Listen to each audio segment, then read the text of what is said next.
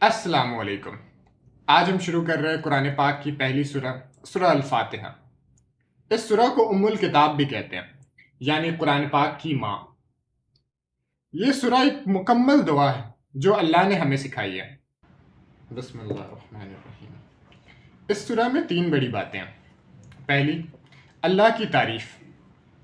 पहले 3 आयतों में हम अल्लाह की हम्दो सना करते हैं। वो सारी कायनात का रब है, रहमान है और रहीम है। सेकंड, हमारा इकरार। हम इकरार करते हैं कि ऐ अल्लाह, हम सिर्फ तेरी इबादत करते हैं और सिर्फ तुझसे ही मदद मांगते हैं। थर्ड, असल मांग।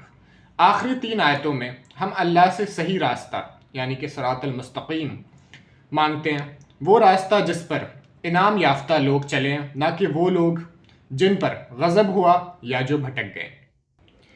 इसका सबक ये है कि हम जो भी काम शुरू करें अल्लाह की तारीफ़ से करें और हमेशा उसकी हिदायत के तलबगार रहें। यही है असल कामयाबी, दीन में भी दुनिया में भी।